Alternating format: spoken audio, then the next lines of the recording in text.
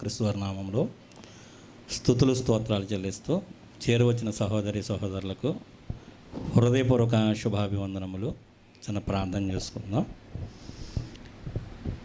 దయగలిగిన మా కన్న తండ్రి, ఘనమైన అతి శ్రేష్టమైన మీ నామమునకు స్తుతులు స్తోత్రాలు దేవా. ఇంతవరకు మీ కుమారులు నిలబడి కొన్ని మాటలు తెలియజేసి ఉన్నారు దేవా. క్రీస్తునందు మేము సంపూర్ణము కావాలి అని, పరిశుద్ధత కలగడానికి కాదు మా భక్తి అని, మమ్మల్ని పరిశుద్ధపరిచింది దేవా మీ కుమారుని యందు విశ్వాసం ఉంచడం ద్వారా మేము నీతిమంతులుగా తీర్చబడ్డాము అని, నీతిమంతులం అవ్వడానికి కాదు మేము చేసే భక్తి అని, నీతిమంతులం అయ్యాము కనుక మేము జీవిస్తున్నామని తెలిపిన మాటలను బట్టి తండ్రి కృతజ్ఞతాస్తుతులు. మరిన్ని సంగతులను తండ్రి గ్రహించుకొనటానికి మీకు ఆత్మ సహాయాన్ని మెండుగా మాకు దయచేసి తండ్రి మీరే మహిమ పొందమని మీ ప్రియకుమారుడు మా రక్షకుడు ప్రభువునైన యేసుక్రీస్తు వారి ప్రశస్తమైన నామంలో ప్రార్థన మనవులు అడిగి వేడుకుంటున్నాను పరమ తండ్రి, ఆమెన్.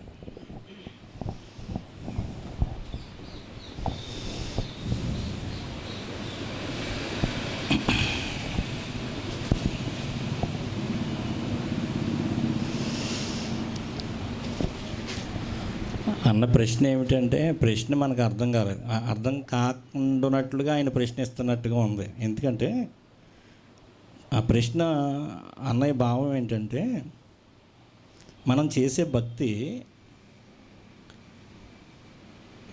నీతిమంతులం అవ్వడానిక, నీతిమంతులం అయ్యాం కనుక భక్తి చేస్తున్నామా?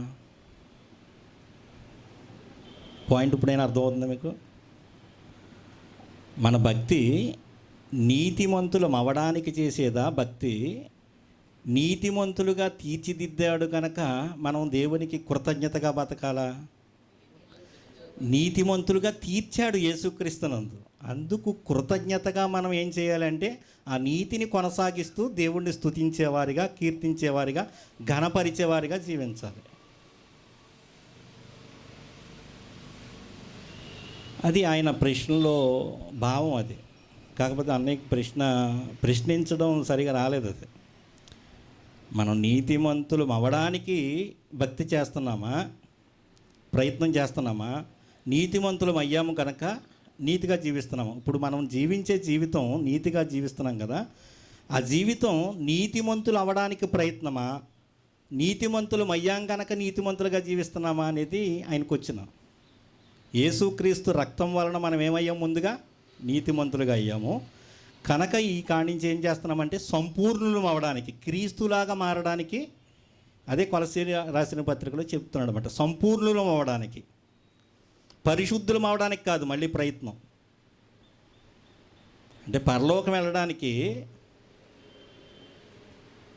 ఇక్కడి నుంచి మనం ఎక్కడికి వెళ్ళాలన్నా ముందు ఎక్కడికి వెళ్ళాలంటే ఒక ప్రాంతం, మన ఇండియాలో ఒక రాష్ట్రం నుంచి ఇంకొక రాష్ట్రం వెళ్ళాలంటే ముందు ఒక ప్రాంతానికి వెళ్ళాలి. ఎక్కడికి? ట్రైన్లో ప్రయాణం చేస్తున్నాం, అక్కడ కంపల్సరీగా వెళ్ళాలి. ఎక్కడికి వెళ్ళాలి? మనం ఏ జంక్షన్కి వెళ్ళాలి? విజయవాడ వెళ్ళాలి. హైదరాబాద్ వెళ్ళినా వెళ్ళకపోయినా ఎక్కడికైనా వెళ్ళచ్చు. కానీ అంటే చాలా ప్రాంతాలకి జంక్షన్ ఎక్కడంటే విజయవాడ జంక్షన్. ఆ విజయవాడ జంక్షన్కి వెళ్ళందే నువ్వు వెళ్ళవలసిన ప్రాంతానికి నువ్వు చేరలేవు, తీరానికి చేరలేవు. అలాగా యేసుక్రీస్తునందు మనము నీతిమంతులమయ్యామని మనం విశ్వసించకపోతే కనుక ఆ నీతిని కొనసాగించుకోలేం.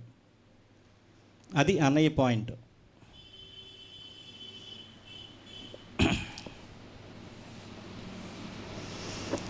చదవబడిన వాక్య భాగంలోనికి వెళదాం.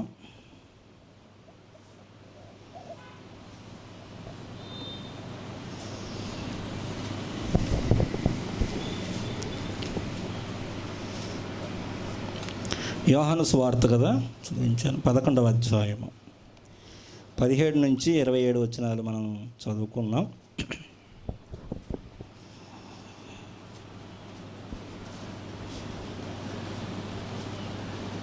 17 వచనం నుంచి చదువుకుంటూ వెళదాం.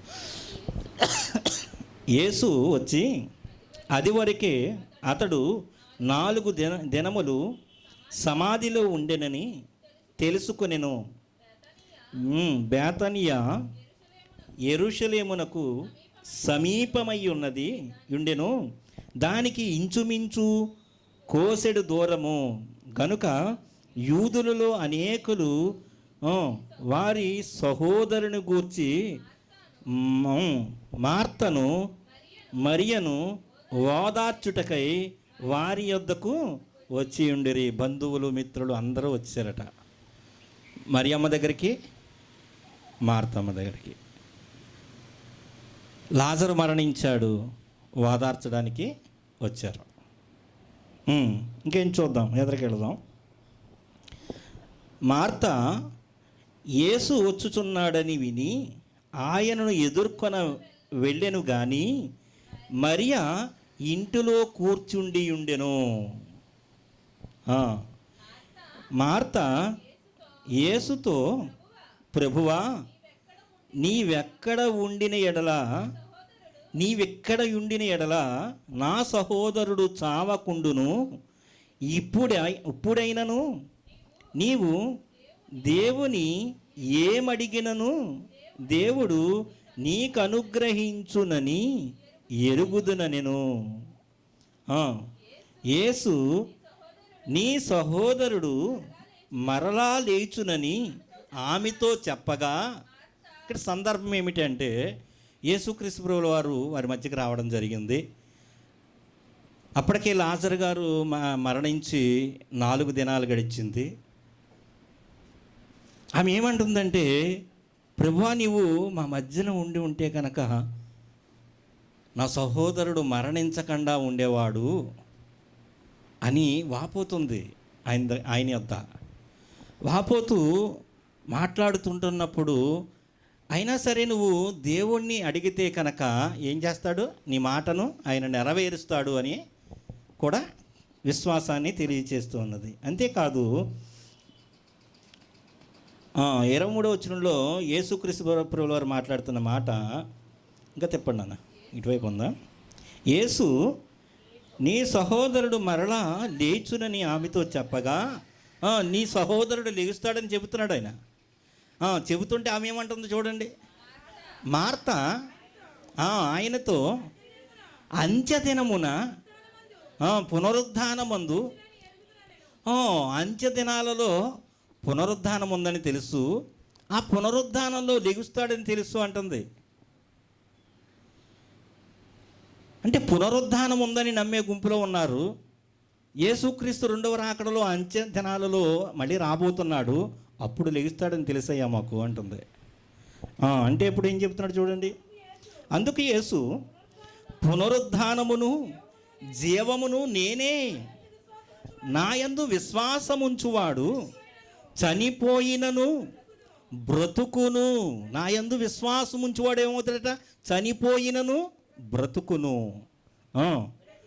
బ్రతికి నాయందు విశ్వాసముంచువాడు విశ్వసించు ప్రతివాడును ఎన్నటికీ చనిపోడు. ఈ మాట నమ్ముచున్నావా అని ఆమెను అడిగెను. ఆమె, అవును ప్రభువా, నీవు లోకమునకు రావలసిన దేవుని కుమారుడువైన క్రీస్తువని నమ్ముచున్నానని ఆయనతో చెప్పాను.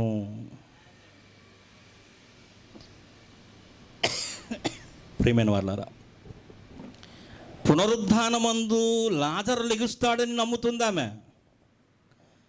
యేసుక్రీస్తు వారికి ఆయన మధ్యకు లేకుండా ఉన్నందుకు మరణించాడని నమ్ముతుంది. కానీ ఆ యేసుక్రీస్తు ఎందుకు వచ్చాడో గ్రహించుకోకుండా ఉంది. ఆయన మాట మాత్రము సెలవిస్తే మళ్ళీ నా సహోదరుడు తిరిగి లేవగలడు అనే విశ్వాసం ఆమెలో లేదు. ఎప్పుడు లేస్తాడని ఆమె ఆలోచన ఉంది, పునరుద్ధానంలో లేస్తాడనే ఆలోచన ఉంది. కానీ ఇప్పుడు సహితము లేపగలడు, ఆయన జీవాధిపతి అని ఆలోచన చేయలేకపోతుంది. దేవుడు ఒక కండిషన్ పెట్టాడు. ఆ కండిషన్ ప్రకారం యేసుక్రీస్తు మళ్ళీ 2వ రాకడ రాబోతుంది, అప్పుడు నా సహోదరుని లేపగలడని ఆలోచన చేస్తుంది. కానీ ఇప్పుడు మాత్రము సెలవిచ్చిన ఆయన మాట చొప్పున నా సహోదరుడు లేవగలడు అనే ఒక నిశ్చయత ఆమెలో లేదు. నీవు మా మధ్యనుంటే ఇలా జరిగి ఉండేది కాదు అని అనుకుంటుంది, ఈ సమస్య వచ్చి ఉండేది కాదు అని అంటుంది. కానీ దేవుడితో నువ్వు మాట్లాడితే కార్యం జరగచ్చు అని ఆలోచన చెబుతూ ఉన్నది. విశ్వాసం అనేది మనలో కూడా చాలాసార్లు పరలోకం వెళ్ళడానికి మనం చేసే భక్తి అంతా దేని కొరకు చేస్తున్నామండి?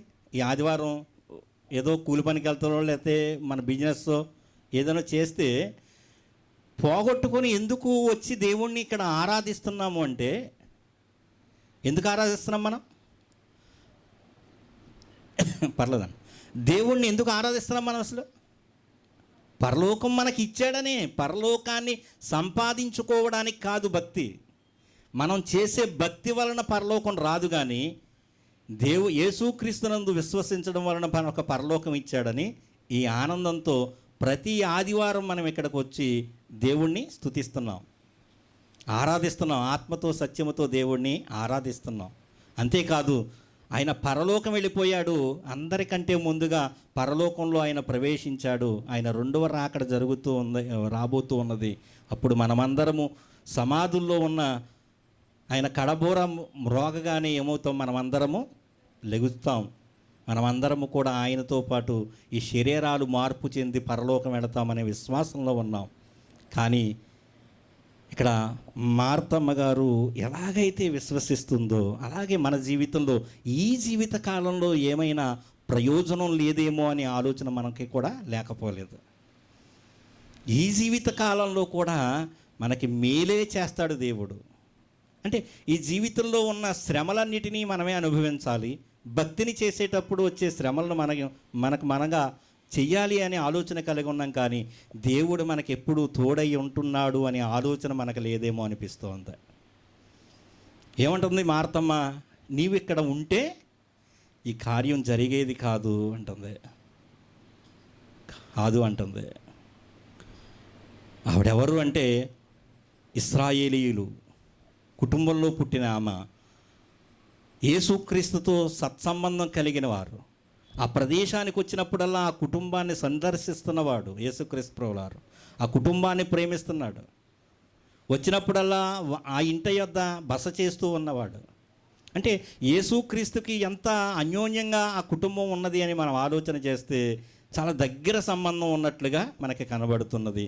కానీ విశ్వాసం విషయంలో మనం చూస్తే గనక ఆమె పునరుద్ధానంలో యేసుక్రీస్తు లేపగలడని విశ్వసిస్తుంది. కానీ ఇప్పుడు కూడా ఆయన మాట చొప్పున లాజరును లేపగలడు అని విశ్వాసం ఉంచలేకపోయింది. ప్రియమైన వాళ్ళారా, ఒక అన్యజనుడి యొద్దకు వెళ్ళి ఆయనను గురించి ఎలాంటి విశ్వాసం కలిగి ఉన్నాడో, ఏమాత్రము సంబంధం లేని ఒక వ్యక్తి ఎలాంటి విశ్వాసం కలిగి ఉన్నాడో ఈరోజున చూద్దాం. ప్రియమైన వాళ్ళారా, లూకాసు వార్త 7వ అధ్యాయము.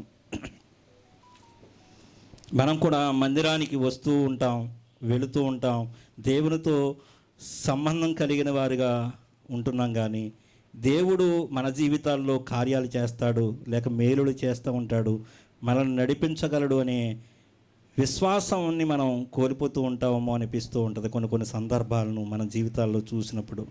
లూకాసు వార్త 7వ అధ్యాయంలో ఒక సందర్భాన్ని దేవుడు రాయించాడు. ఆ మాటలను మనం చూద్దాం. ప్రియమైన వాళ్ళారా, మొట్టమొదటి వచనం చూద్దాం. చూడండి, 1-2 వచనాలు. ఆయన తన మాటలన్నీ ప్రజలకు పూర్తిగా వినిపించిన తరువాత కఫర్నహూములోనికి వచ్చెను. ఒక శతాధిపతికి ప్రియుడైన దాసుడొకడు రోగి అయి చావసిద్ధమయ్యుండెను. ఒక శతాధిపతికి ఎవరున్నారట? దాసుడు ఉన్నాడట. అతని దగ్గర పనిచేసే పని మనిషి దాసుడు ఉన్నాడు ఆ ఇంట్లో. ఆ దాసుడు గురించి ఆలోచన చేస్తున్నాడు ఆ శతాధిపతి. ఆలోచన చేస్తూ అతను చావసిద్ధంగా ఉన్నాడట, రోగగ్రస్తుడైపోయి ఉన్నాడట. కానీ ఆ చుట్టుపట్ల యేసుక్రీస్తు ప్రభువుల వారు చేస్తున్న కార్యాలను ఈ శతాధిపతి ఏం చేశాడు? విశ్వసించాడు మాట. విశ్వసించినప్పుడు ఏం చేశాడు అని ఒక్కసారి మనం చూడగలిగితే 3వ వచనం చూడండి.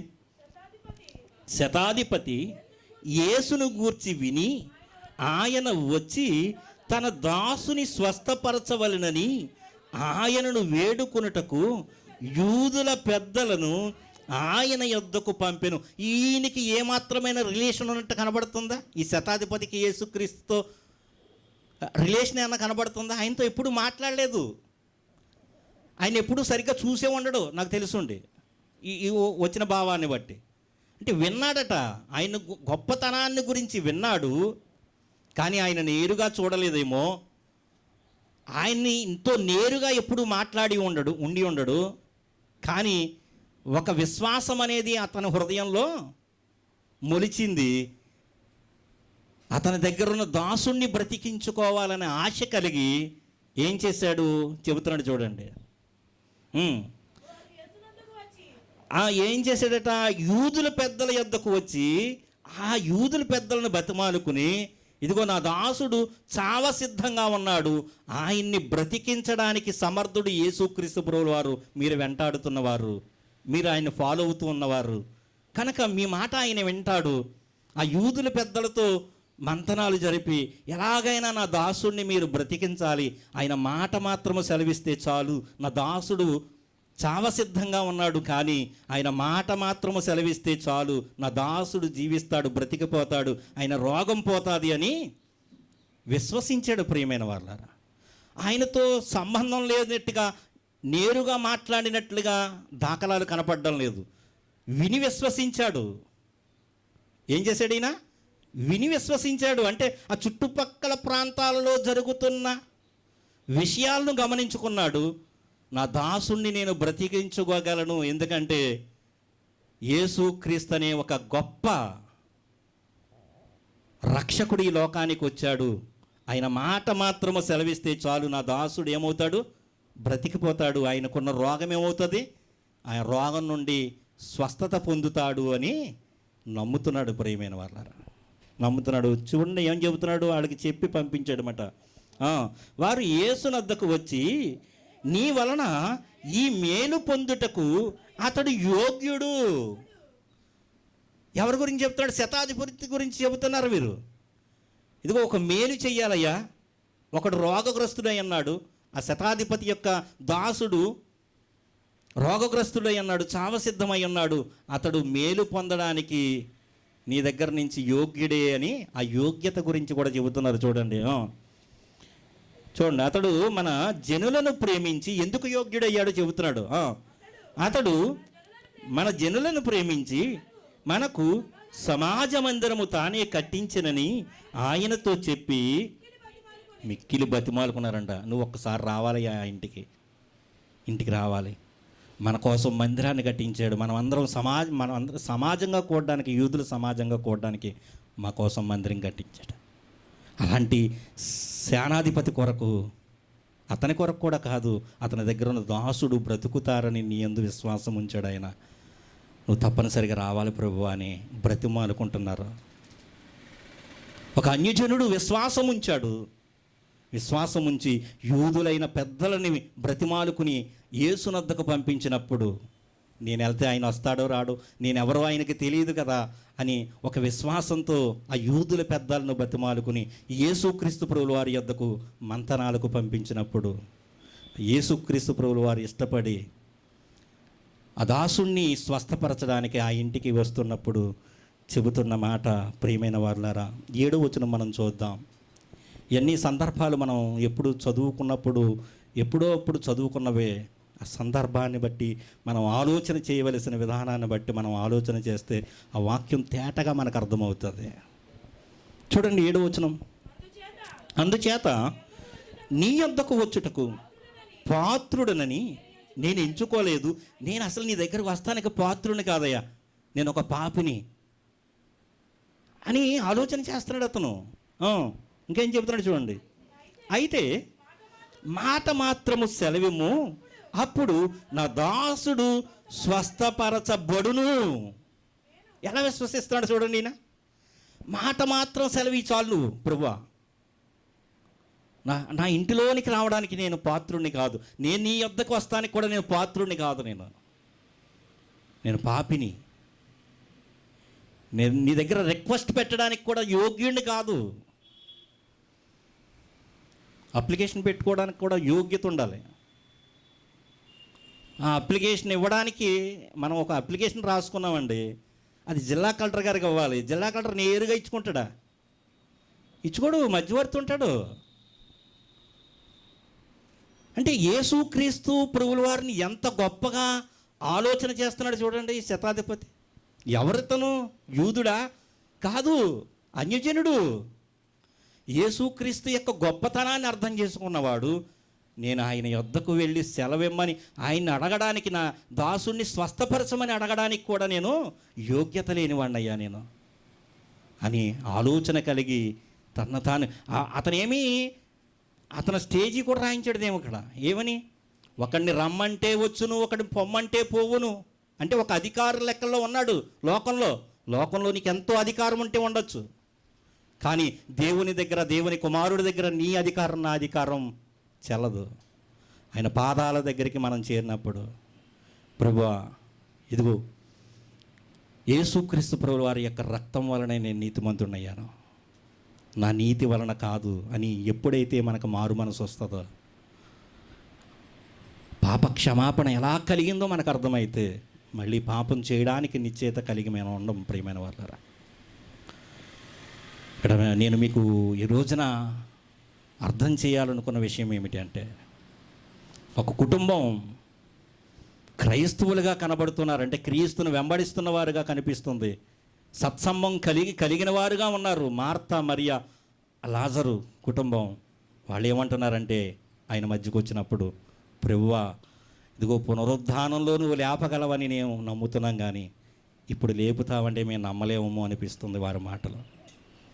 కానీ అన్యజనుడైన ఈ శతాధిపతి చెబుతున్నాడు, నువ్వు మాట మాత్రము సెలవిస్తే చాలయ్యా, సావుకు సిద్ధంగా ఉన్న రోగగ్రస్తుడైన నా దాసుడు జీవిస్తాడు. అలాగని నేరుగా నీ యొద్దకు రావడానికి నేను అర్హుడిని కాదు, నువ్వు నా ఇంటిలోనికి రావడానికి కూడా నేను యోగ్యుడిని కాదు, నువ్వు మాట మాత్రం సెలవయ్యా ప్రభువా, నా దాసుడు జీవిస్తాడు, బ్రతుకుతాడు. ఒక మనిషి పట్ల, అతని దగ్గర పరిచర్య చేస్తున్న ఒక దాసుడి పట్ల ఉన్న ఆలోచన చూడండి ఒకసారి. ఇదంతా ఎలా కలిగింది ఇతనికంటే, ప్రియమైన వాళ్ళరా, యేసుక్రీస్తు ప్రభువుల వారిని వినడం వలన విశ్వసించాడు. దేవుని ఒక వాక్యం ఏం సెలవిస్తుంది? వినుట వలన విశ్వాసము కలుగును, యేసును క్రీస్తుని గురించి మాట వలనే కలుగుతుందట. అన్యజనుడు విశ్వసించాడు. ప్రియమైన వాళ్ళరా, ఏమని? ఒక రోగాన్ని తీసివేయగలిగిన శక్తి కలిగిన వాడు, చావుకి సిద్ధమైన వాడిని కూడా లేపగలిగిన వాడు, కానీ యేసుక్రీస్తుతో సత్సంబంధం కలిగిన వారు ఎన్నో సంవత్సరాల నుంచి వారి దగ్గరికి వస్తూ వెళుతున్న యేసుక్రీస్తుని వారు ఏమి చేయలేకపోయారు?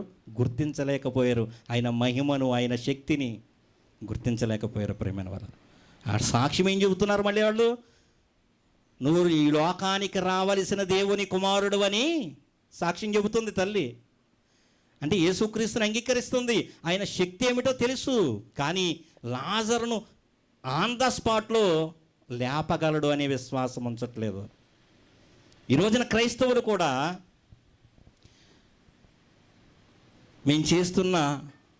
మేము విశ్వసించిన దాన్ని బట్టి పరలోకం వస్తుందని విశ్వసిస్తున్నారు, కానీ ఈ లోకంలో మేము జీవిస్తున్న జీవితంలో మాకు వచ్చే రోగాల నుంచి ఆయన బయట పాడవేయగలడని కానీ, మాకు వచ్చే సమస్యల నుంచి ఆయన బయట పాడవేయగలడని కానీ, మాకు బలాన్ని చేకూర్చగలడని కానీ విశ్వసిస్తున్నారా? 100% విశ్వసించరండి చాలామంది. మాకు పరలోకం ఇస్తాడు ఆయన, ఓకే ఒప్పుకుంటాం, కానీ మేము చేస్తున్న పని పాటలలో ఆయన తోడై ఉంటాడని నమ్మరెవరు చాలామంది.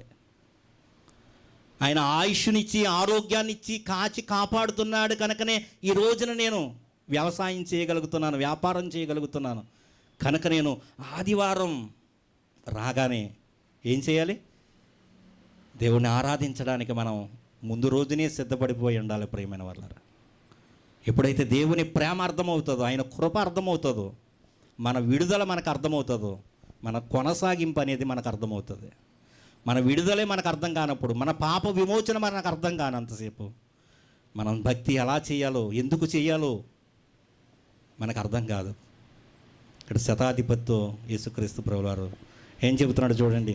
ఆయన గురించి ఒక సాక్ష్యాన్ని కూడా తెలియజేశాడు. 8వ వచనం చూడండి ఒకసారి. 8వ వచనం నుంచి ముందుకు వెళదాం. 9వ వచనం చూడండి అమ్మ. యేసు ఈ మాటలు విని, ఏంటంటే ఆయన చెప్పిన మాటలు విని అతను గూర్చి ఆశ్చర్యపడి తన వెంట వచ్చుచున్న జనసమూహము వైపు తిరిగి, ఇశ్రాయేలీయులలో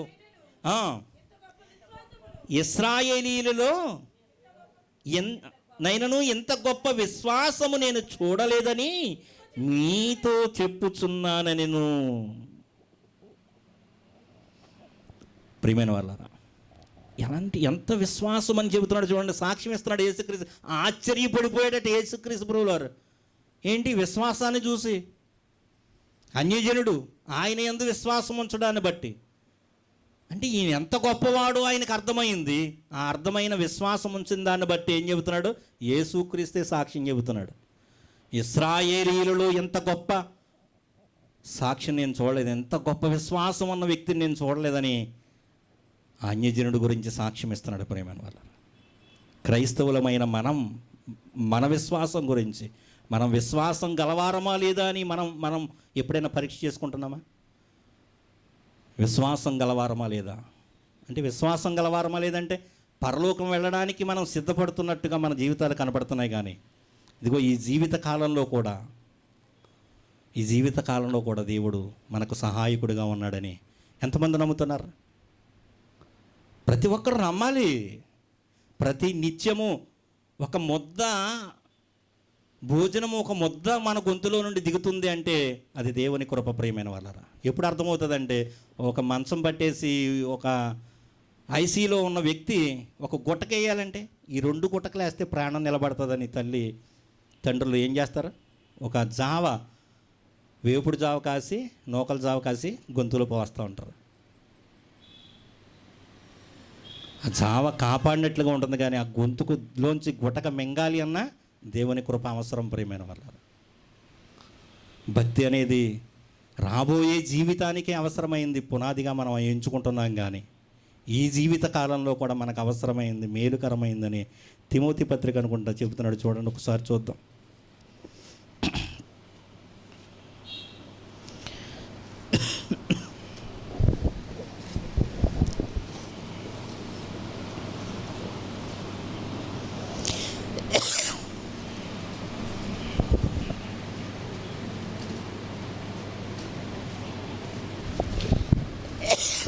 తిమోతికి రాసిన మొదటి పత్రిక 4వ అధ్యాయము 8వ వచనం చూడండి. తిమోతికి రాసిన మొదటి పత్రిక 4వ అధ్యాయము 8వ వచనం. శరీర సంబంధమైన సాధకము కొంచెం మటుకే ప్రయోజనకరము. అంటే మనం పడే ప్రయాస అంతా కూడా కొంచెం మటుకే ప్రయోజనం అంటున్నాడు. అంటే మనం జీవనోపాధి కొరకే కదా మనం అందరం కష్టపడేది, అది కొంతవరకు మీకు ప్రయోజనమై ఉండొచ్చు అంటున్నాడు. శరీర సంబంధమైన సాధకం, ఒక ఇల్లు కట్టుకోవాలి, పెళ్లి చేయాలి, లేకపోతే నేను ఒక ఏసీ రూమ్ కట్టించుకోవాలి, ఇవన్నీ కూడా శరీర సంబంధమైనవే. భక్తి చాలా గొప్పదండి ప్రియమైన వాళ్ళరా. చూడండి, శరీర సంబంధమైన సాధకము కొంచెం మట్టుకే ప్రయోజనకరమవును, కానీ దైవభక్తి గురించి తెలియజేస్తున్నాడు ఇక్కడ భక్తుడు. దైవభక్తి ఎప్పటి జీవపు విషయములోను రాబోవు జీవపు విషయం, అంటే ఈ భూమి మీద నువ్వు జీవించడానికి అవసరమైన అవసరతలన్నిటినీ తీర్చేది ఎవరు? దేవుడే. మన శక్తి మీద, మన జ్ఞానం మీద, మన యొక్క యుక్తి మీద ఆధారపడుతూ ఉంటాం. చాలామంది దేవుని మీద ఆధారపడినట్టుగా ఉండం. దేవుడు అలా చెబుతాడు కానీ మనకు సహాయం చేస్తాడేంటి అన్నట్టుగా ఉంటాం. మార్తమ్మ ఆలోచన చేసినట్లుగా చివరి దినాలలో దేవుడు లేపగలడు.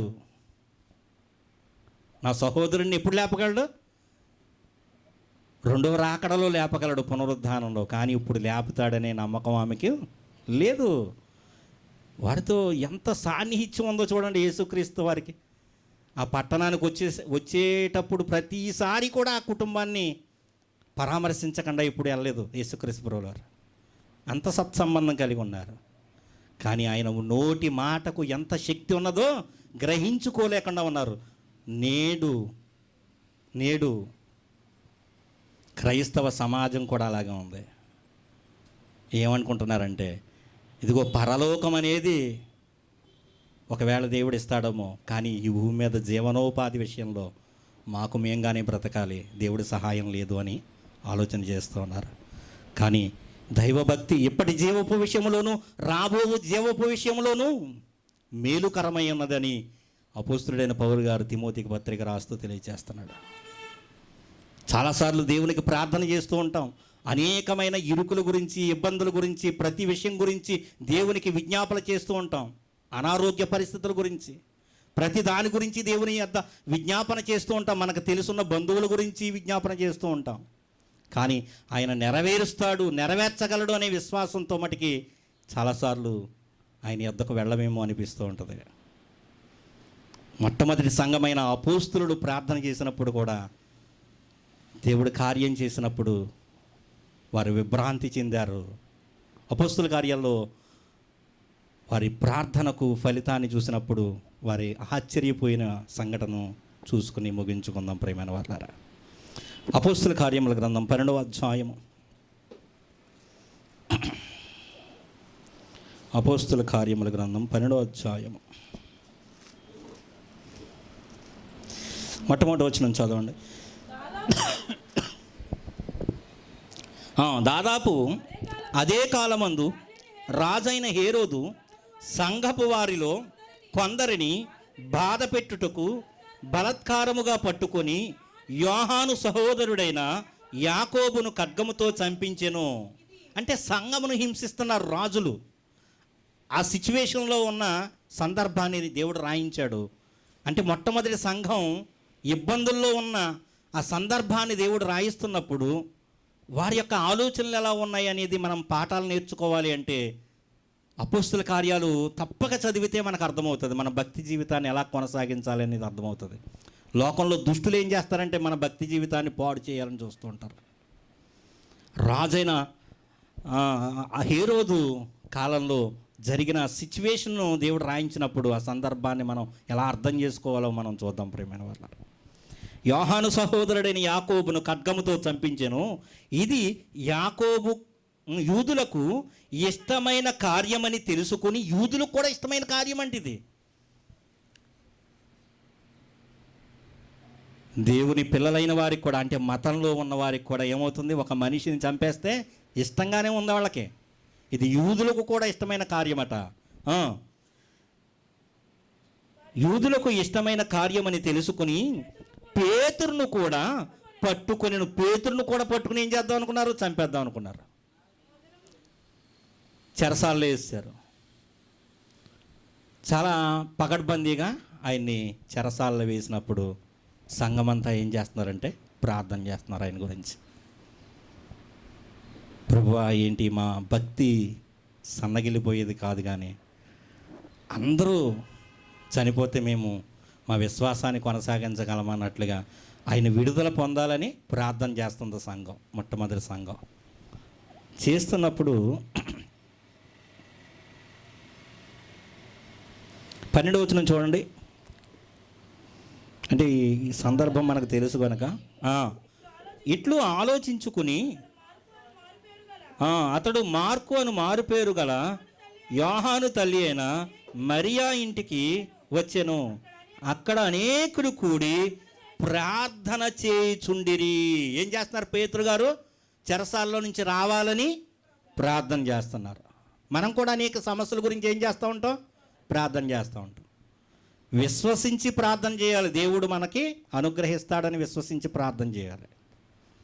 ప్రార్థన చేస్తాం, అన్నిసార్లు చేస్తూ ఉంటాం, కానీ దేవుడు కార్యం చేస్తాడని చేయాలి. మనం పొందుకున్నామని విశ్వసించి చేయాలి. చేసినప్పుడు అది తప్పనిసరిగా మనం పొందుకుంటాం.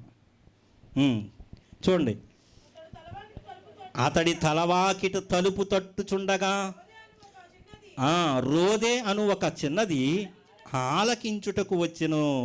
వాళ్ళందరూ గదిలో ఉండి ప్రార్థన చేస్తున్నారు. పేతురు గారు వచ్చి తలుపు తట్టాడు. తలుపు తట్టినప్పుడు ఒక చిన్న బిడ్డ వచ్చి వీళ్ళ ప్రార్థనలు ఏకీపిస్తూ ఉంది, తలుపు కొడుతున్న సందర్భాన్ని వింటూ ఉంది. విన్నప్పుడు ఏం చేస్తుంది? ఆమె పేతురు స్వరాన్ని ఏం చేసిందంటే ఎవరు కొడుతున్నారో ఆ స్వరం కూడా గుర్తుపట్టిందట. పేతురు స్వరమును గుర్తుపట్టి సంతోషము చేత తలుపు తీయక, సంతోషం వచ్చేసింది కానీ తలుపు తీయలేదు, లోపలికి పరిగెత్తుకుని పోయి పేతురు తలుపు దగ్గర నిలుచున్నాడని తెలిపెను. ప్రార్థన చేస్తున్న వాళ్ళతో చెప్తుంది, మీరు చేస్తున్న ప్రార్థనకి ఫలితం వచ్చేసింది. ఇంకో పేతురు గారు వచ్చాడు, తలుపు కొడుతున్నాడు, ఆయన స్వరం నేను విన్నానని చెబుతుంది చిన్న బిడ్డ.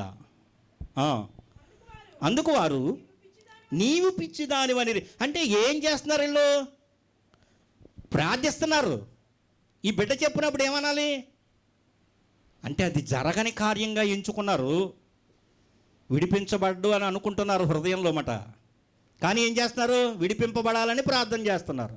అందుకనే ఆ చిన్న బిడ్డ చెప్పినప్పుడు నువ్వు పిచ్చిదానివి అని చెబుతున్నారు. చూడండి, అయితే తాను చెప్పినదే నిజమని ఆమె దృఢముగా చెప్పినప్పుడు వారు అతన్ని దూతానిరి.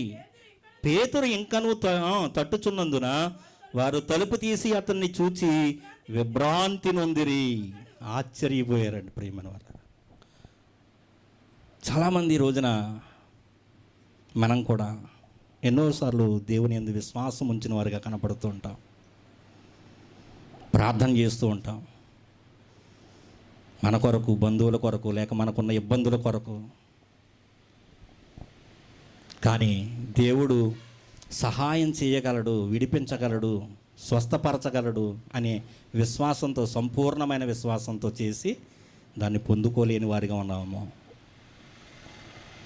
మరియా, మార్త ఫ్యామిలీ ఎలాగైతే యేసుక్రీస్తులో రిలేషన్ కలిగినట్లుగా ఉంది, కానీ కొన్ని సందర్భాలను ఒప్పుకుంటున్నారు, కొన్ని సందర్భాలను వారు ఒప్పుకోలేకపోతున్నారు. నువ్వు దేవునితో మాట్లాడగలవు, దేవునితో ప్రార్థన చేస్తే బ్రతికించగలవని ఒక చొప్పున మాట్లాడుతూ ఉంది, కానీ నువ్వు పునరుద్ధానంలో లేపగలవు, కానీ ఇప్పుడు లేపుతావో లేదో మాకు తెలియదు అన్నట్లుగా వారి యొక్క అభిప్రాయాన్ని యేసుక్రీస్తు ముందు పెడుతున్నారా? ఒక అన్యజనుడు విశ్వాసమును యేసుక్రీస్తు ప్రభువు వారు ఏం చెబుతున్నాడు?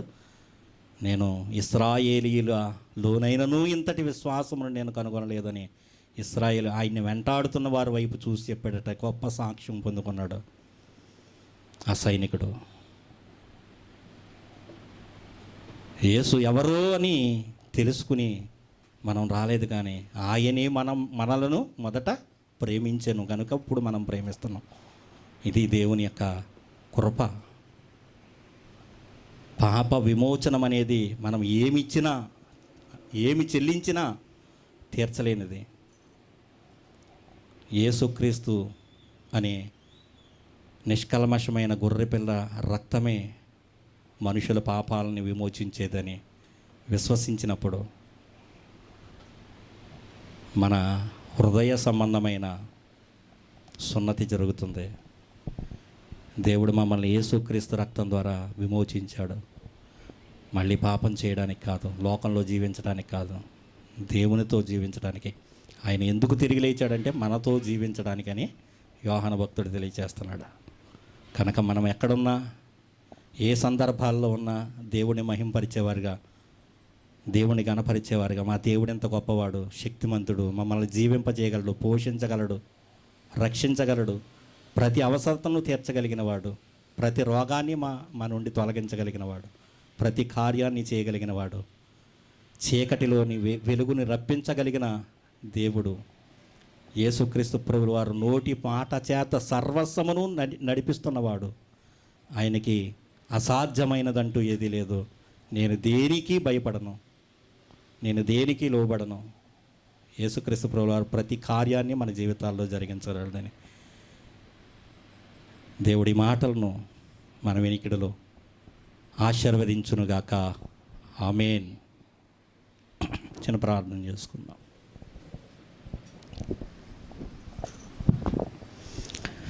దయగలిగిన మా కన్న తండ్రి, ఘనమైన అతి శ్రేష్టమైన మీ నామమునకు స్తుతులు స్తోత్రాలు దేవా. ఎంతవరకు తండ్రి యేసుక్రీస్తును వెంబడిస్తున్న ఒక కుటుంబం గురించి తండ్రి మీరు రాయించారు. మార్తా మరియల గురించి. ఆయన వెంబడిస్తున్న వారుగా, ఆయన మాటలు వింటున్న వారుగా, ఆయన విశ్వసిస్తున్న వారుగా, ఆయన జనాంగముగా తండ్రి ఉన్న ఇదిగో రాబోయే రోజుల్లో మరణించిన వారిని జ్ఞాపకరలోని విశ్వసిస్తున్నారు. కానీ ఇప్పుడు సహితము వాళ్ళ సహోదరుని లేపగలడని విశ్వసించలేకపోయారు దేవా. అన్యజనుడైన సేనాధిపతి ఇదిగో ప్రభువా, నీ యొద్దకు రావడానికి నేను యోగ్యుడిని కాను, నా ఇంటికి నువ్వు రావడానికి యోగ్యుడు కాదు, కానీ నీవు మాట మాత్రము సెలవిచ్చిన చాలు, నా దాసుడు స్వస్థపడును, సావుకు సిద్ధమైన వాడు మళ్ళీ స్వస్థత పొంది తిరిగి లేవగలడని సాక్ష్యం ఇచ్చిన ఆ గొప్ప విశ్వాసిని ఇశ్రాయేలీయులలో నేను చూడలేదని ఇంత గొప్ప విశ్వాసమునకు ఆశ్చర్యపోయిన ప్రభువుని ఆశ్చర్యపరిచిన ఆయన విశ్వాసమును మేము కూడా కలిగి ఉండడానికి తండ్రి కృప చూపించండి. ఎదుగో మమ్మల్ని విమోచించారని చాలామంది విశ్వసిస్తున్నారు, కానీ సంఘంలో ఆ విమోచన ఎలా జరిగిందో దేవా, మేము చేస్తున్న భక్తి దేని కొరకు అర్థం కాని విషయాలతో ముందుకు వెళుతున్నారేమో. మా జీవితాల్లో ఇదిగో దైవభక్తి రాబోవు జీవపు విషయంలోనూ ఎప్పటి జీవపు విషయంలోనూ మేలుకరమైనదని రాయించారు దేవా. అలాంటి మాటలన్నిటినీ అంగీకరించడానికి తండ్రి మా జీవితాల్లో ఎన్నో మేలుకరమైన సందర్భాలను మీరు చేయడానికి ఇష్టపడుతున్నారు. ఇదిగో తండ్రి, పేతురు గారి గురించి సంఘము అంతా ఆసక్తి కలిగి ప్రార్థన చేసినప్పుడు దేవా, కార్యం జరిగినప్పుడు చిన్నది వచ్చినప్పుడు చెప్పినప్పుడు పిచ్చిది అన్నారు, కానీ మేము చేసిన ప్రార్థనకు జవాబు దొరికిందని విశ్వసించలేకపోయారు దేవా. మేము కూడా చాలామంది అట్టి సందర్భాల్లో ఉన్నాము. మీ పైన సంపూర్ణమైన విశ్వాసంతో ప్రార్థించేవారిగా, మీ కృపను పొందుకునేవారిగా మమ్మల్ని అందరినీ దీవించి ఆశీర్వదించమని. మా జీవితం ఎంత గొప్పదో తండ్రి, మాకు అర్థం కానంతసేపు మేము మీలో ఎదగలేము తండ్రి, మిమ్మల్ని మహింపరచలేము.